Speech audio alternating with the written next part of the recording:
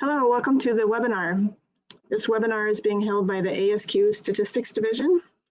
I'm the webinar host, Jennifer Hellron, and today's topic is improvement in quality in the age of artificial intelligence. Our speaker today is Kimberly Navala. She's a strategic advisor with SAS. She's responsible for market analysis, industry education, emerging best practices and strategies in the areas of advanced analytics, information governance, and data-driven culture. Kimberly's current focus is advising clients on the strategic value and practical realities associated with artificial intelligence and digital transformation. She's published numerous ebooks and white papers, and she's going to be a great speaker today. Before she starts, just a couple of housekeeping items. If you have questions during the presentation, you can enter them into the chat. And at the end of the talk, we will read the questions aloud for Kimberly to answer. If you have any other questions during the talk, you can put them into the questions section there, and I will do my best to answer them. Thanks, and with that, I will turn it over to Kimberly. Thanks, Jennifer, and thanks everyone for joining me today. I hope this finds you and yours well. My goal today is to talk about why artificial intelligence, or AI, is proving to be such a challenge for organizations to adopt. And it's not necessarily just about difficulty in developing artificial intelligence algorithms, but also what it takes to implement and maintain them in the real world. Now, given the audience today, I should say I'm not a statistician or a data scientist by trade, but by really highlighting some of the ways that AI is challenging a lot of our traditional approaches to analytics and where some of the key pitfalls lie. I hope to highlight and to help you highlight and think about how your expertise as statisticians, as quality analysts, as control and data analysts is so important, and hopefully provide some food for thought about where you can apply and extend your expertise to both enable and improve artificial intelligence adoption in your organizations today. And I think that it's probably goes without saying that the AI market is booming. Gartner recently predicted that in 2021, artificial intelligence augmentation is going to create $2.9 trillion of business value. And IDC forecasted that to achieve that, spending on AI is going to grow to just under $98 billion US in 2023. And that represents more than 2.5 times an increase in spending over the level of spending on AI just last year in 2019. So I want to start really quickly, just briefly touching on some of the focus areas for AI adoption. And these probably will come at no surprise to most of you. There's really 3 ways that we're deploying artificial intelligence solutions and capabilities today. Now, I should probably stop there and say that when I use the term AI, I'm going to be referring to the capabilities including machine learning, deep learning, computer vision, and natural language processing, all under the umbrella of the AI term.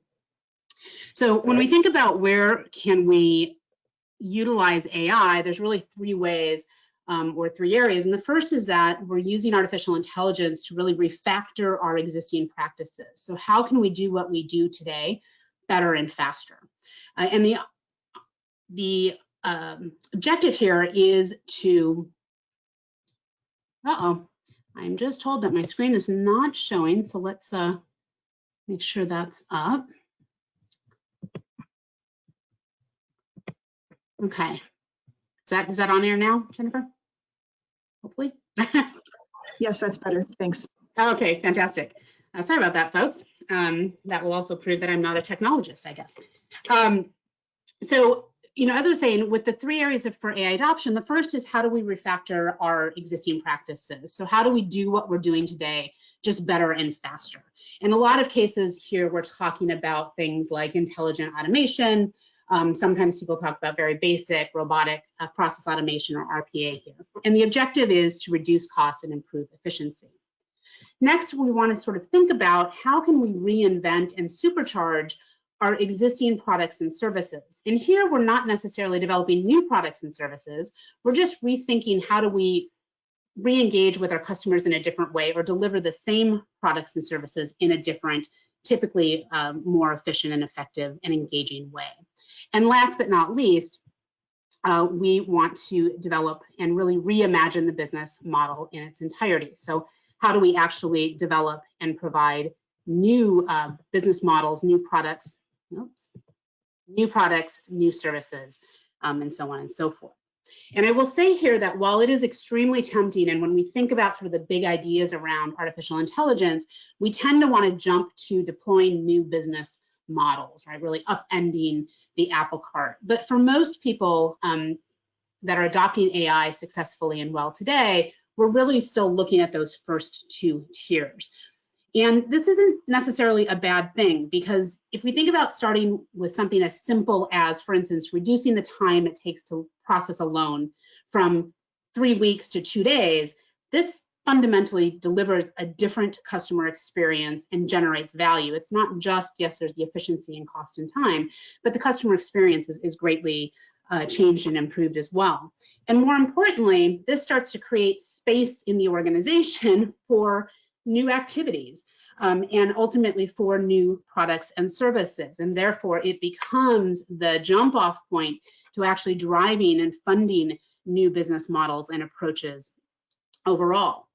We see that same approach to that sort of adaptive, what I call an adaptive and progressive artificial intelligence adoption pipeline in things like manufacturing, where a lot of our initial use cases were focused on things like what I call proactive reactivity. How can I start to, for instance, try to identify post-production issues faster? So applying things like natural language processing to service logs and social media, just to detect sooner when errors or issues were actually occurring. And then we're able to take that and now start to not just identify that there's been an issue happening reactively, but we can start to now predict when an error or an issue is actually going to occur. So when is an engine going to break down? And then ultimately we can turn that ability into an actual predictive maintenance service. So the customer is now actually paying us for that insight and that engagement, and allowing us to optimize their customer and allowing them, so for instance, with Volvo, to keep their trucks on the road longer, up to optimizing their customer uptime and profitability. And now we're not necessarily selling the truck or the engine or the part, we're selling the uptime and the use of that. And that is a fundamentally different approach. And this is really that sort of data and data as a service. Now, I start here because I think it's important when we think about artificial intelligence. What's really interesting is you think about applying artificial intelligence and solutions across all of these dimensions of the business. It's now becoming very, very pervasive. It's getting embedded in operational, strategic, your sort of maintenance of standard business models. It's core to the emergence of new business models. And artificial intelligence doesn't fundamentally change the questions that we've answered with traditional analytics, but it does change how the work gets done. And it brings incredible potential, but it also brings some added complexity. And this is both due to its fundamental nature, which we'll talk about it, and how it is deployed. Because what we know now is that with the continued onset of AI, advanced analytics, including AI, is increasingly, it's distributed and it's embedded into operational business processes and systems. This isn't distinct anymore, such as our dashboards of old. So there's a fundamentally different way of architecting these new advanced analytics and AI systems as that old divide between analytics and operational or transactional environments and systems falls away. And more importantly, it means we have to really rethink what an analytics or a data science or a decision support team looks like and how they're engaging with the business and IT at large. Because when analytics and data are core to your product or service, you cannot fundamentally deliver that insight without input and the agreement and engagement from those who define, deliver, and ultimately use that product or service. because the analytics and the AI is the product in a very real sense.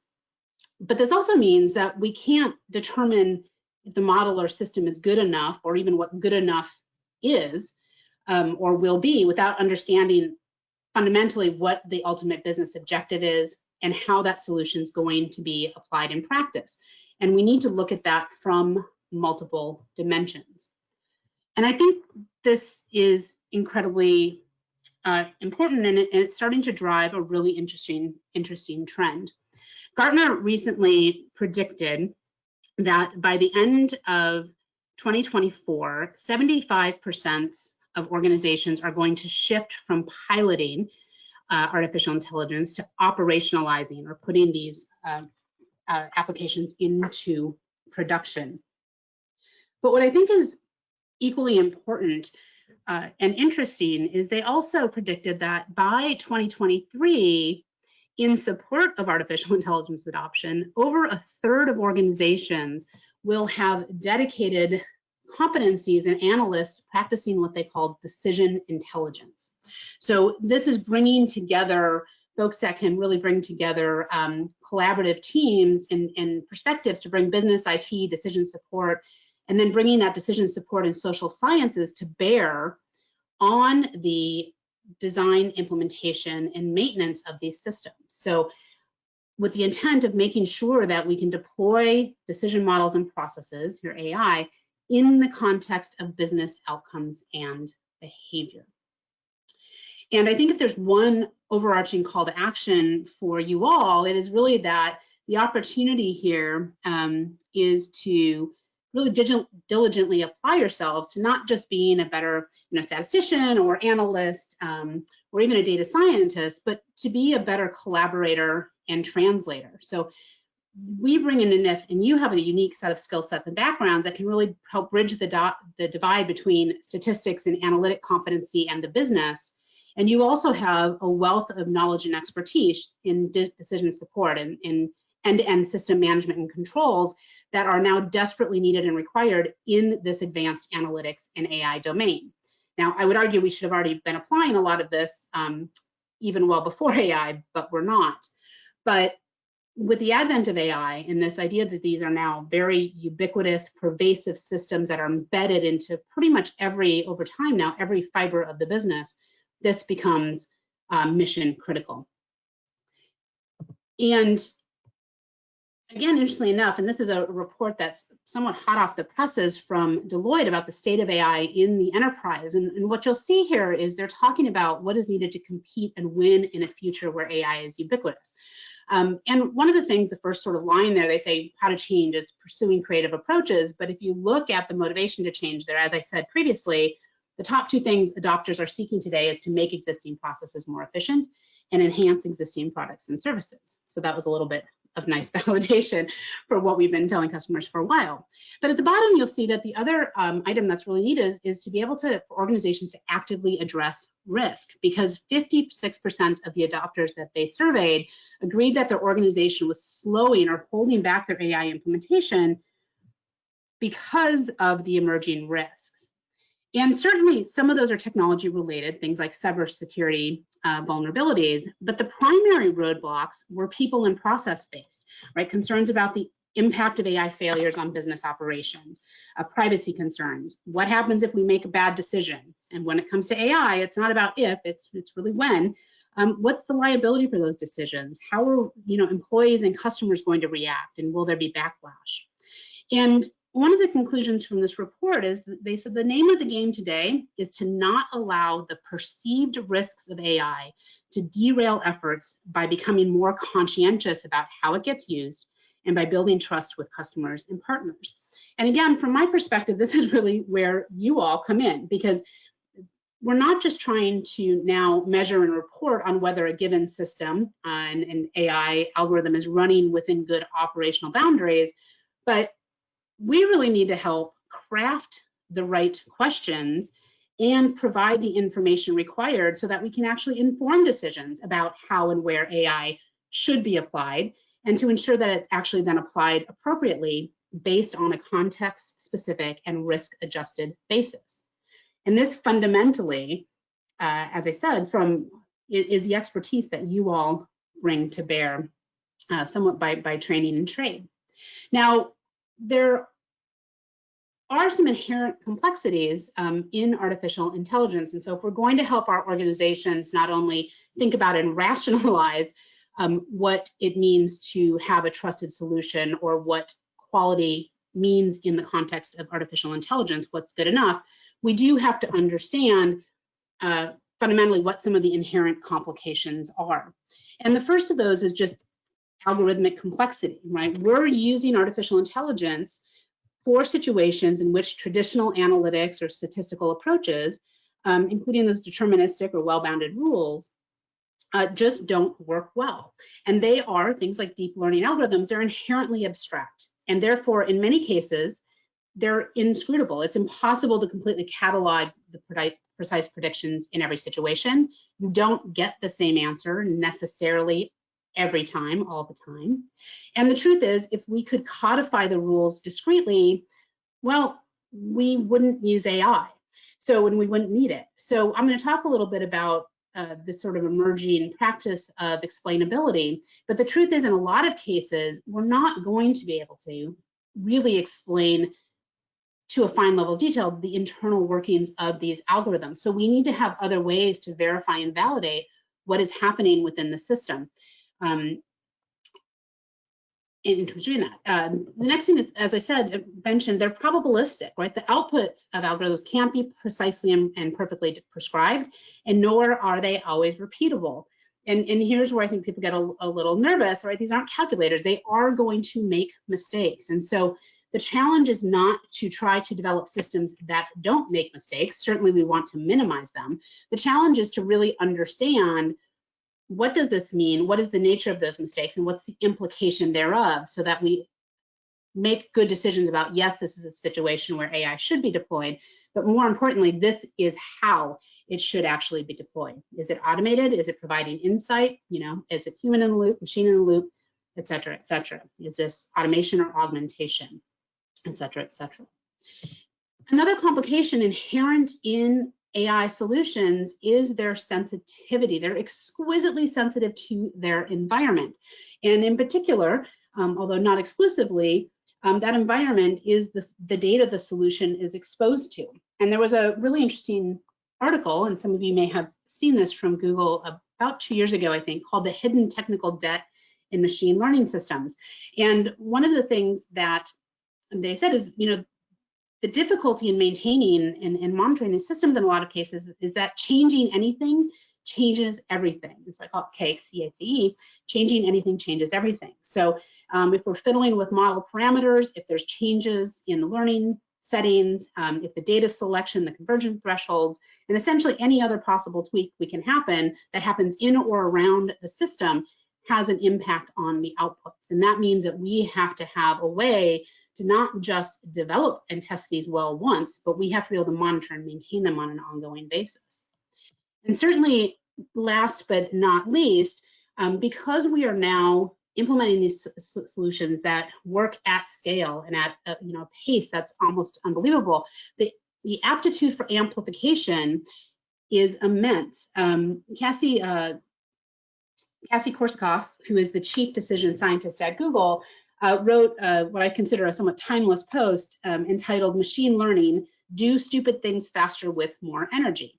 And what she says in the article is that computers are the ultimate reliable workers, and they will grant your wishes at breathtaking speed. But if you wish poorly, the result will be exactly what you asked for, and not necessarily what you intended. So with artificial intelligence, both good and bad decisions can be scaled up extremely, extremely efficiently. And so this amplifies overall the risks to fairness, privacy, due policy, etc. So with all of that being said, when a lot of times when we're working with organizations around artificial intelligence, it ultimately raises what I think has always been one of the most infuriating challenge questions to analytics and quality or data specialists from the dawn of time, right? And the question's always, is it right? Right? Is it right? And what you know as given that you understand how math works and stats, et cetera, is that what we can prove and whether an answer is right depends on the starting assumptions and whether you agree with those. There's not any fundamental, as this article underlined when talking about the incompleteness theorems, there's not a fundamental ground truth from which all answers spring. And this is very, very true with AI and data scientists. Now, the good news here is that if there's one thing that you as statisticians and data analysts have in abundance, it's an understanding of how to use math to make decisions or spot a pattern. But the critical skill moving forward will be for you to be able to educate your counterparts so that they're able to ask better questions and define their boundaries and their assumptions better, and to allow them to do that in their native tongue, so not the mathematical statistical language, and vice versa, right? And then to use your skills to help decision makers make better decisions and make trade-offs based on a good ability to balance, right, performance and outcomes, risk and reward. But again, to do this well, we also need to know where all the potential sources of error and uncertainty or unexpected surprises can arise in artificial intelligence systems. And I think about these as influencers, right? What are the things that can cause us to go really well or really poorly? So the sources of uncertainty and error. And one of the things that we know in a lot of cases is that a solution can be really conceptually fantastic and ethical on paper, and it can become biased, become unfair, or just otherwise unwieldy in practice to a number of factors. And again, you will all have seen and know the ongoing debate about AI ethics and bits. And so the question is, where does bias and where do some of these things get introduced? And there's really three ways. One, through the influence of the data that the system is exposed to. These are learning systems and they are not independently creative. That both the strength and the Achilles heel of artificial intelligence is its dependence on data, because the data is what it knows. So we'll talk a little bit about where this can lead us wrong. Second, we can actually introduce errors, including things like bias or uncertainty, just by virtue of how we actually develop and apply the algorithm itself. So is it the wrong algorithm? How do we tune? Do we pick up or use the appropriate features? And last but certainly not least, how and where the application is applied, so the environment that it is deployed in has a very germane impact as well. So where it's deployed and consumed, if that doesn't actually match the environment we assumed or the way that we thought people would interact with it, or it's applied in unintended ways, can actually change the outputs and not only the behavior of the system, but the implications for the business and the outcomes. And this gets particularly persnickety because if these are learning algorithms, so this can actually reinforce some bad habits over time, and different system interlinks might be mutually and steadily reinforcing. So when we think about business improvement, but also quality and good quality and control in the context of AI, we have to consider all of these elements and have plans to both analyze and assess, but also monitor and maintain a view on all of these. Now, when we think about this then a little bit, I want to unpack that question of data algorithm application. Certainly, you are all well aware of the abundance of the conversation and the debate around facial recognition, right? And this is it provides sort of a good case study, if you will, for those three levers in practice. From the data perspective, as we know, if the data that's actually been used to train, and we've seen plenty of examples of this in the media over the last several years, isn't properly representative of the population it represents and the community it's going to be used in, things are going to go very, very, very badly. And so we've seen this where we're not getting proper recognition or less precise and appropriate recognition for folks with darker skin and in different areas. And so certainly facial recognition has been blasted in the media. And the truth is, this doesn't have to come from a place of negative, racial motivation, but the system itself can still act in such a way if the underlying data population, as I said, wasn't representative or it was sparse. And so we really need to sort of pay very close attention to that, and we'll talk a little bit more about that in a minute. But the algorithm itself could contribute to the issue, even if the data is perfect, because if we apply the wrong algorithm, or we pick up and use features that may not be appropriate or truly representative, bad things can also happen, or unexpected outcomes can happen. And I'll show you an example of that in a minute. And certainly the application as well. There's a lot of examples where the user engagement, even when the data is properly and thoroughly and let's say perfectly vetted in the algorithm, where when the application gets out in real life, it just doesn't work the same way. And in some cases, that might be because the application is only available to a subset of consumers, for instance. It's applied unevenly. So if you think about when you're on Google or Facebook and you're auto-tagging folks, to identify common people, maybe it's my brothers and sisters, it gets better faster on the people that you tag frequently, and you say, yes, that's them, yes, that's them. And while there's an incremental improvement overall, even for people that you don't tag frequently or don't show up frequently, it's actually going to improve much more on the folks that do show up frequently and that you're providing that feedback for. So that's kind of an example where just how it's being used and where it's being applied may over time shift both how effective, but also how fair and equitable and what behaviors the system itself is learning.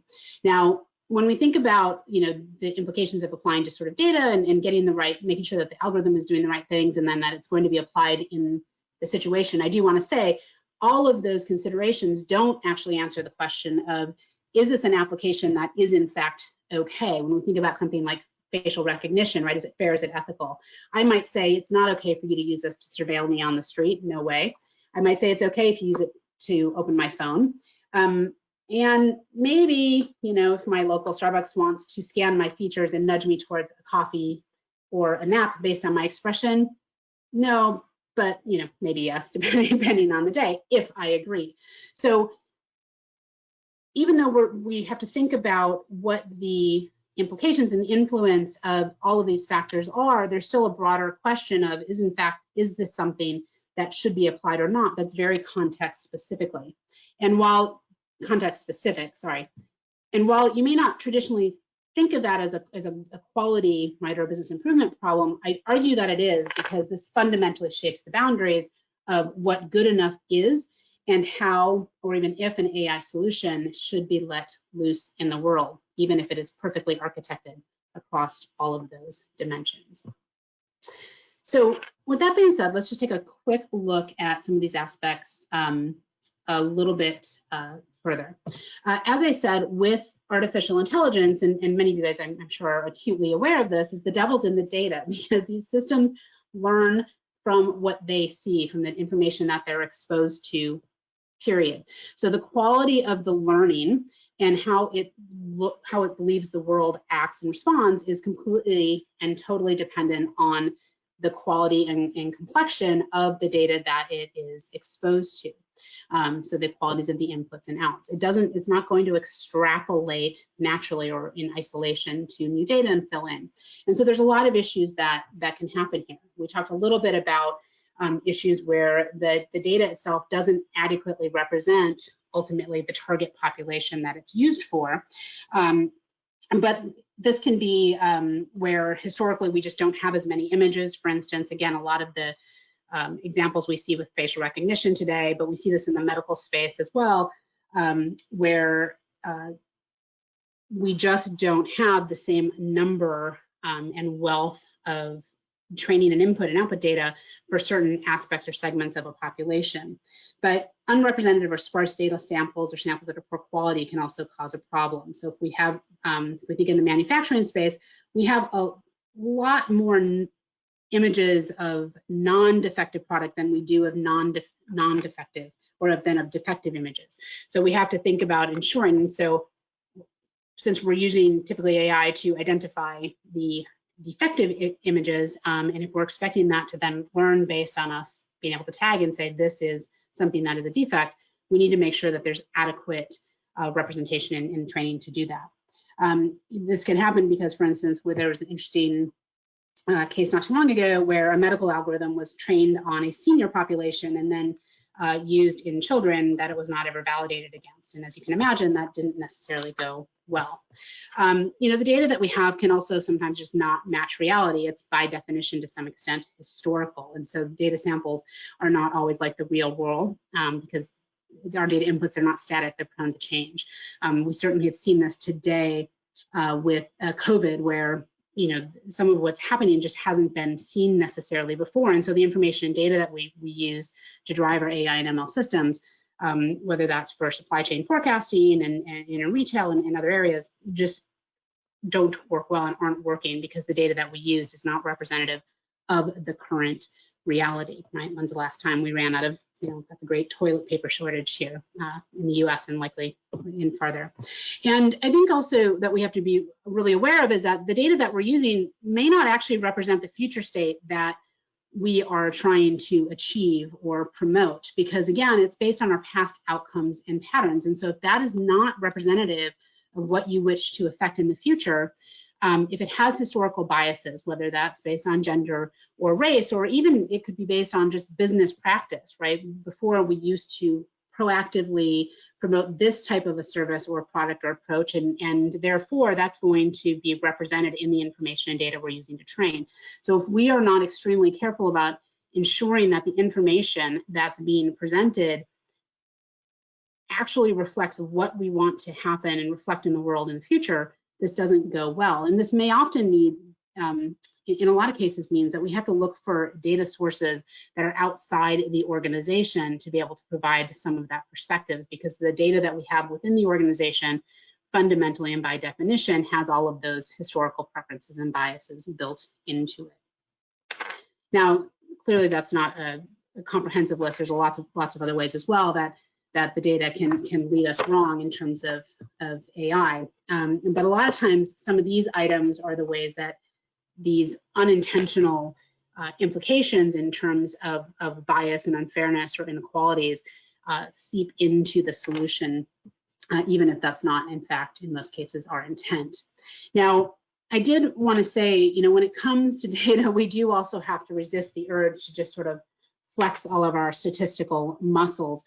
This was a great article, but it shows an example of data sets that have identical means and standard deviations, but showing those then graphed in different ways to really demonstrate the importance of visualization and exploratory data analysis. So not just looking sort of at the stats, but really understanding what the data looks like in practice.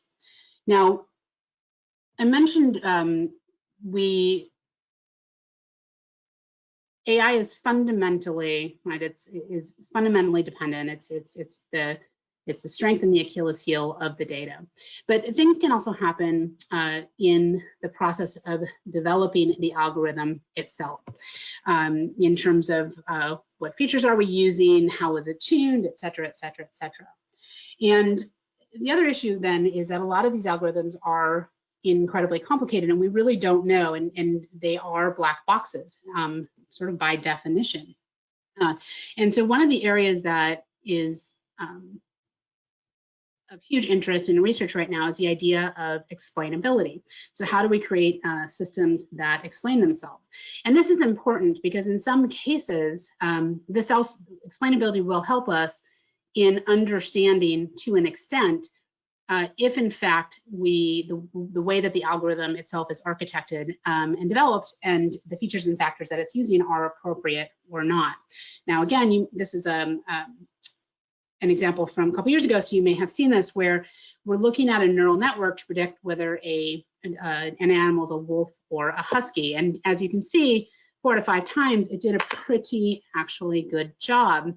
But when they actually then used the CNN and some convolutions here, what they actually saw, and if you look at this, can you see what the difference is or why it actually made a mistake with the husky on the right? And what it turns out is that what the neural network was looking at was not the animal, but the snow. So in fact, even if we're just looking and testing to see things like, are we getting the right answer? It may not actually be enough. And in explainability, it might not be enough as well, because these tools help us identify potential bias or approximate the factors that influence the output. But the caveat here is that, now this shows some pretty interesting information, but for most of these in practice, so partial dependency, ICE, Lyme, they explain an internal logic of the model by modeling the outputs and analyzing the relationships with the inputs. You still don't know exactly how it works, and if you actually did, again, you probably wouldn't be using artificial intelligence. So these tools, and there's a lot of research and there's a lot of work being developed to make these even better, but so while explainability is important and it serves an actual function, it can help us really answer, especially relative to that sort of algorithmic lever, what features influenced that sort of decision or output. It doesn't fundamentally answer the question, are the features appropriate? And what I mean by that is you may look at that and say, well, obviously it's not appropriate to use the presence of snow in the background to identify a wolf or a husky. And I might say maybe, maybe not, depending on how you need to sort of work with the application and how it's going to be applied and what the implications of having that error are. So there are also other situations where the explanations just aren't readily available. And so additional measures are required. So we want to make sure that we're always validating and verifying these results across a lot of different dimensions, including things like, are the results proportional to the expectation, right? But based on our testing samples, et cetera. And doing this and having this conversation to say, is it okay, right? And again, this is perhaps a little bit of a silly example, because you might say, well, of course it's not okay to do that based on snow, is always a question of context. I would say it might be, depending on how it's being used. So this is a multidisciplinary problem, and it requires very deliberate processes to keep people in the loop while these algorithms are being developed and while they're deployed. But, again, even if we do a perfect job with the data, we've done the best job that can be done with the algorithm and both the type of algorithm and tuning it appropriately, et cetera, life then happens. And it's been sort of said tongue-in-cheek that the real training of any artificial intelligence system happens in production. And I think this is really, really true, because once this gets let loose and let loose, things happen that in the system and in its environment that are going to change how it works. As I said, your real life population might be skewed. So for instance, we might have taken steps to impute data and to add it to make sure, for instance, there's enough samples of different ethnic groups. But for instance, if I'm now applying this in a medical setting where my patient population is dominated by one group, and maybe it's by age or maybe it's by gender or whatever that might be, it might even just be populated by people who have more of one disease than the other, the algorithm that's learning from that experience will develop different levels of accuracy over time. And it may be more effective and less effective on different populations and in different circumstances, even if the original training was really, really good. Shifts in behavior or environment.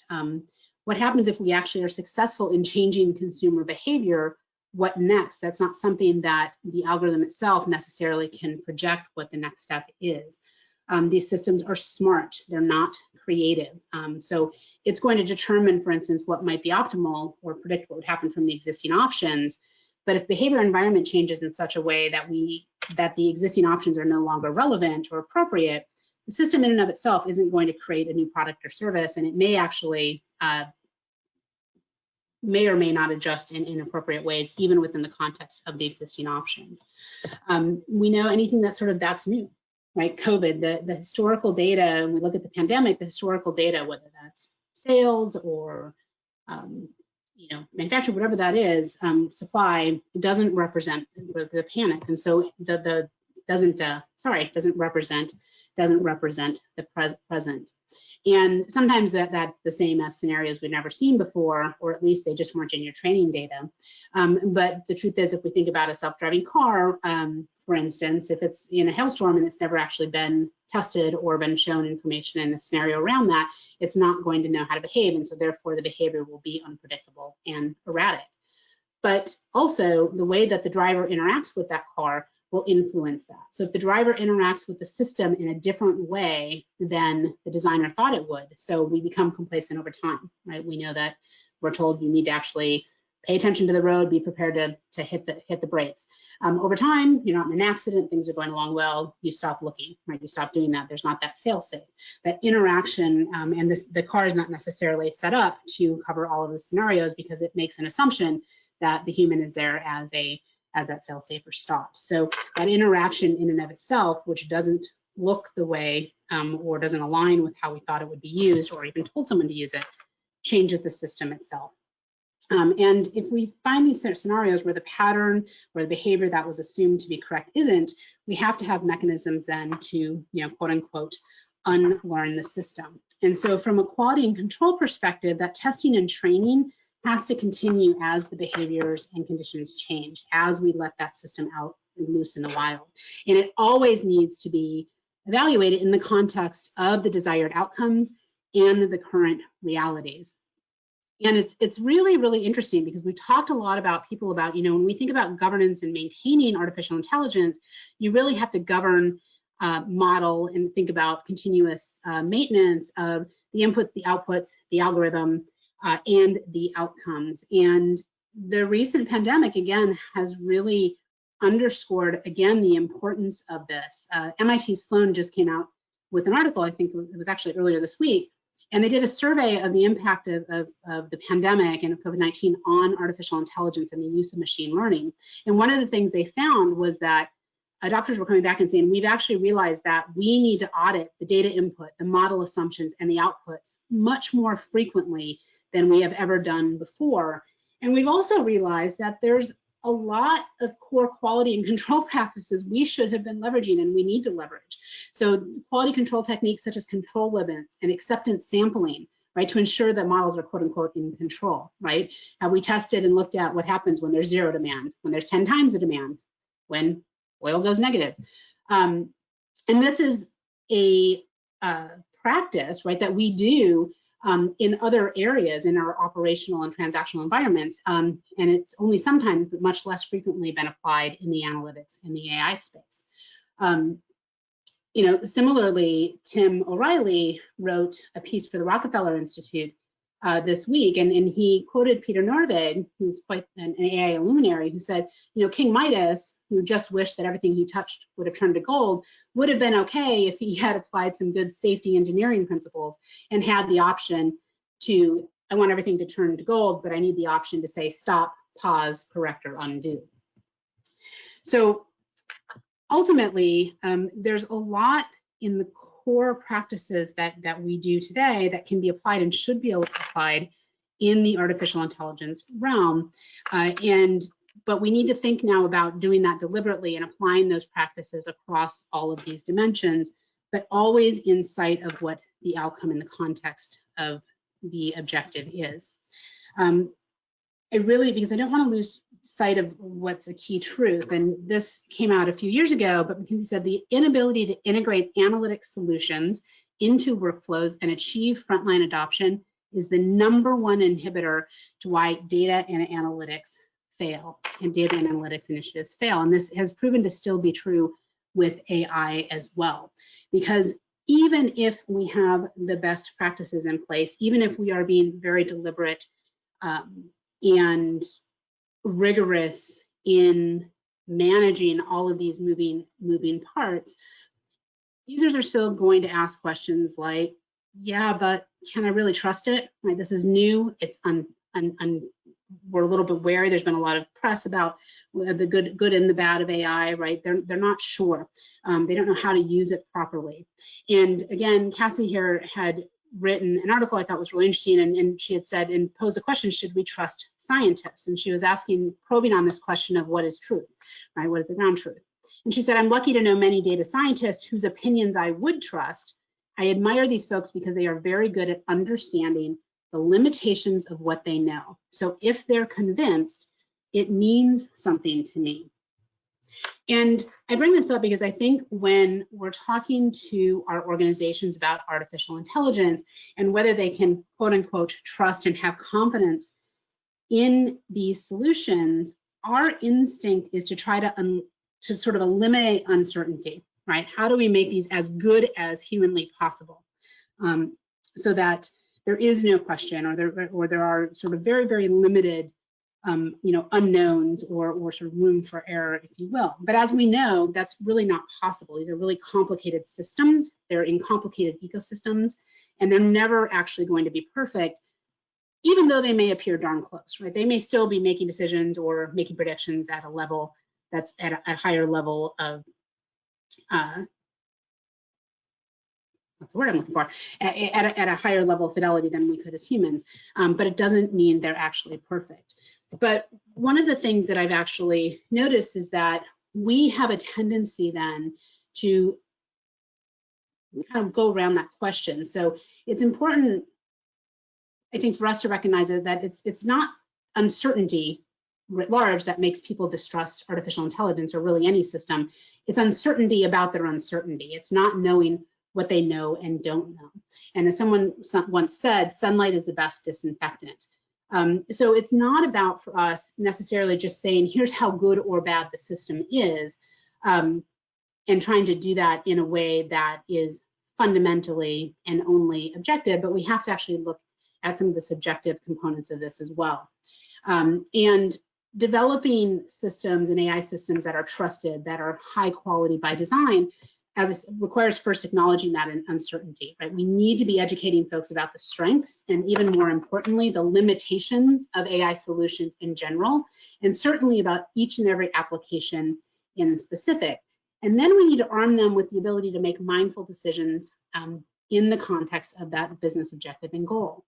And part of that then is we have to make it okay for us to recognize and contextualize some of the risks and what will actually happen if and when something goes wrong, right? And again, different solutions have different level of risks. There are different implications thereof, right? But if we understand what the limits of the solution are and what could go wrong, and what those errors are, what happens if a customer gets a wrong offer? What happens if a chatbot gets an attitude, right? And they are, unfortunately, a little bit like unruly teenagers. They rapidly learn all the things you wish they wouldn't.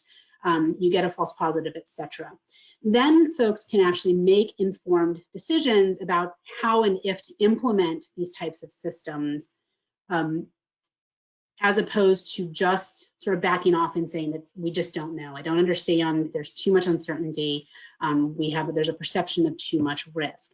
Fear will emerge in the form of inertia or even active resistance if we're not able to not just take the approach of, can we make these systems as fail-proof as possible, but to take the approach of saying, what does fail-proof really mean in the context of the outcome we're trying to drive? And that means that the rules for every situation are different, right? We can't say writ large, facial recognition should never be applied, that gender should never be used. We can say writ large, those should be used to discriminate, or to amplify inequities and bias, but there might be cases, for instance, medicine, where it's relevant, right? Heart attack symptoms for men and women are vastly different, so that needs to be taken into consideration.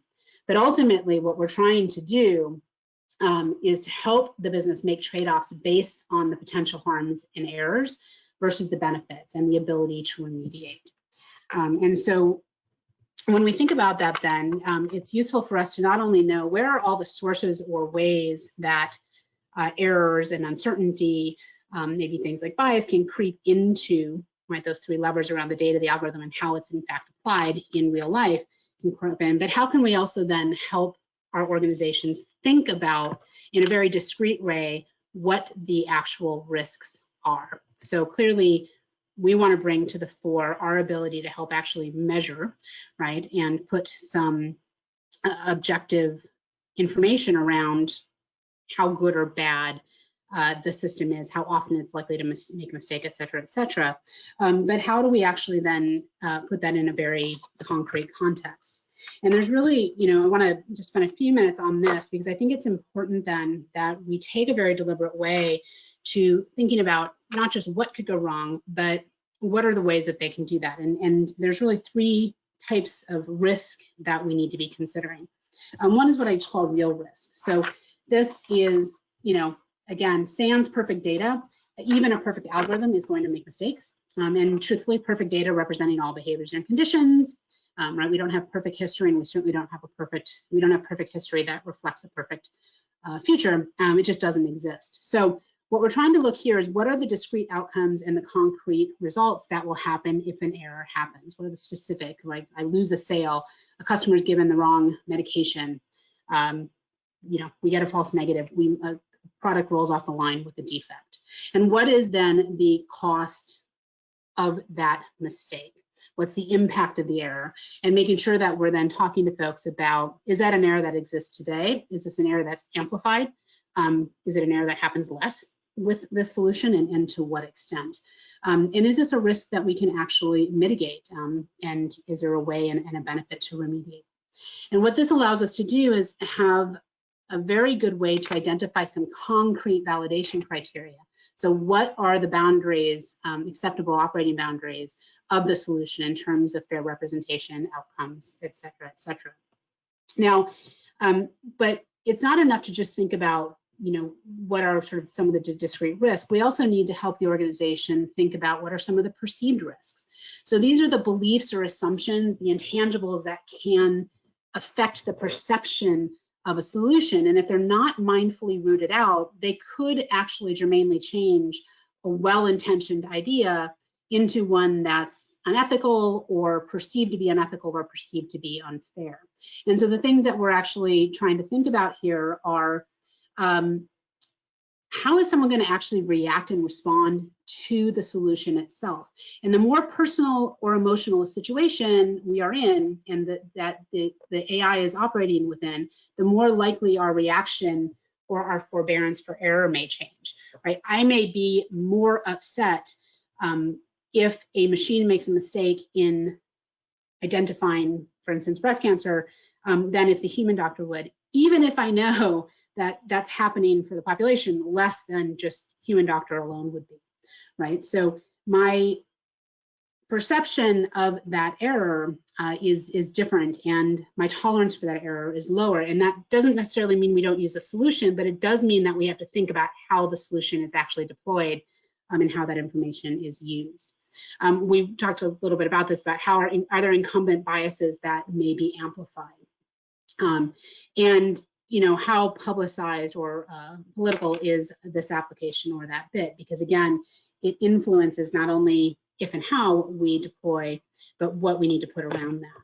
And last but not least, it's really important that, again, there's no absolute truth and there's no absolute metrics for what's good enough and what the appropriate controls are if we don't also understand the organization's risk tolerance, right? What is your appetite and your ability to address risks when they do materialize, right? When I say, are you good on your feet, is there an aversion to change, or do we have a good amount of resiliency, both with our employees and resiliency with our partners and our customers, for instance? How willing are they to work with us and engage in that solution? And we also need to consider, are there external constraints, right? Are there regulations or compliance issues that we need to be taken into account? And if we do this well, and if we are really mindful about all the ways and means that can introduce error or inconsistency or uncertainty into the solution, and we're good about them thinking mindfully about if and when this happens, what are the real, perceived, and actual risks and our tolerance for that. Now we are in a place to have a conversation, not about, yes, we should do AI writ large, or no, we shouldn't, but how we should actually, yes, should we deploy a specific application, and how should we do that? And what is the machine's role in that process going to be? So what's the expectations for the solution's behavior or temperament, if you will? And what are the guardrails around that? What are the boundaries within which the solution can make a decision? And what are the processes to audit, monitor, and course correct? And that we then have to put in mechanisms to be able to measure and report and react to that. And again, this gets interesting because the ramifications, for instance, of missing a defective wafer on a manufacturing line are very different than a missed medical diagnosis, which has potentially immediate life or death consequences. And so where we might be using AI and deploying it to take action and sort of quality control automatically or autonomously within the line. In the medical setting, we're never going to do that. We use the AI as a expert advisor, someone that provides additional input or feedback for the human decision maker. But we can't mindfully make those decisions about how and what the appropriate deployment and engagement model is if we haven't thought about all of these other factors we've been talking about so far. So long story short, I suppose, as we think about that, I think it's really important for us, and especially given you guys all have really interesting, I think, and fundamental backgrounds and skills that are so necessary to us continuing to be able to deploy these solutions in ways that are right, fair, and effective, right, and driving good results for both our companies and for potentially society at large. But we need to make sure that we are mindfully and actively fostering, that sort of idea of decision intelligence, and being able to use our stats and our math and all of that background we have in quality control and intelligence to provide a basis for making good decisions in context and being able to communicate that to the organization at large, from the C-suite all the way down to folks on the street, whether they're companies, customers, or employees. And to do that, you really do need to collaborate continuously, because we cannot define what those controls need to be. We cannot define what the appropriate thresholds are. We can't even define what the opportunity is without working very actively and continuously with the folks and openly, right? We need to be able to do that. So we need to openly acknowledge uncertainty and risk. It's not, what we are not trying to do is make perfect, well, maybe we are trying to make perfect solutions, so I won't say we're not. But what we need to know is that we need to know going in that that's not going to happen. And our job then is really to help the organization put those risks, put those issues, put that uncertainty in a context so they can make better decisions and deploy these appropriately. And I really, want to encourage you to exploit and value the expertise that you all do have. There are a lot of the core practices that you have, some of which are obvious and some of which are not, perhaps, that can be and should be applied in this field, and they are not, it's not necessarily happening today. So, and that includes things like extending just standard quality control practices across those dimensions of the data, the algorithm, and the processing environment itself, and doing things like applying safety engineering principles, which some organizations have done, but on balance, a lot are not. And so bringing that awareness and bringing those practices to bear can have a really germane and immediate impact and benefit to the organization as it thinks about adopting and continues their artificial intelligence journey. All right, Jennifer, it looks like I managed to talk myself right up to the hours, but if there is any quick questions, and I will certainly endeavor, if there are questions that I can't get to or that you think of afterwards, please feel free to reach out and I will respond to them accordingly. There was one question, I don't know if you can answer it quickly. Data can be based on historical data, which can be tainted with bias already, and how do we ensure we can filter that out right at the beginning? Yeah, interestingly enough, that's a multifaceted problem, because I think that it's not that it can be, it absolutely is, right? All of our data has historical biases, and some of those are good and a lot of them are bad. And so what we have to start to look at is to think about, yes, can we start to look at how do we visualize and analyze the data itself to see what the dimensions of the data are and what the populations, and looking at that from different ways. But we can't, it's not actually, you can't just do that using data analysis and data standardization. And I'll use an example of gender, because this was one that's been recently in the press around applications that are looking at within HR for performance and for promotion. And what they actually realized was that although gender, right, female, male, other, was not explicitly used, the algorithm, based on a confluence and bringing together other different attributes within the data set, was by sort of in operation biased towards or against female employees. And what actually happened is that if you think about, for instance, if you are bringing in a certain class of employees or a certain group of employees, and they start at a lower pay grade, they start in lower numbers, they have different job titles, they don't get promoted as often, right? All of these are things that can happen, for instance, you know, in an area, for instance, where there's been systemic racism or just maybe just inequality in terms of those populations haven't worked in the field before or haven't been there. The algorithm will sometimes learn that, and it will now start to look at some of those attributes about what is your starting right from your starting salary and that history and those things, and will make some assumptions and some predictions based on that, which then will do that. So we then have to start sort of, in that case, yes, we wouldn't necessarily have seen that just by looking at the data. Now, we might have seen that if we profiled the data by gender, and what's the distribution of pay and promotion and all those things. You could have seen it that way. But the other place that we see that is in the results of the algorithm. So, you know, how are we actually profiling and looking at the outputs and saying, this is recommending, you know, this person for promotion or that grade or whatever that mark is, and then are those results proportional, right, to the population in question, right? Is there an even or like distribution among males and females, like among different groups and things like that? And that might be a case, as I said, where the data itself, even though you're not using discrete attributes that point to race or gender or things like that, the complex of attributes will actually tell you or basically serve as a proxy.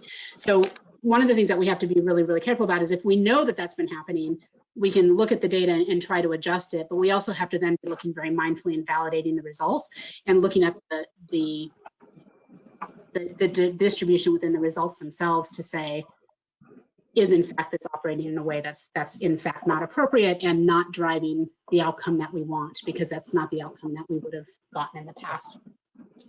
There's a lot of different areas to unpack there. I'd be happy to follow up further, but you know, it's a great question, and it's part of why this is just so complicated.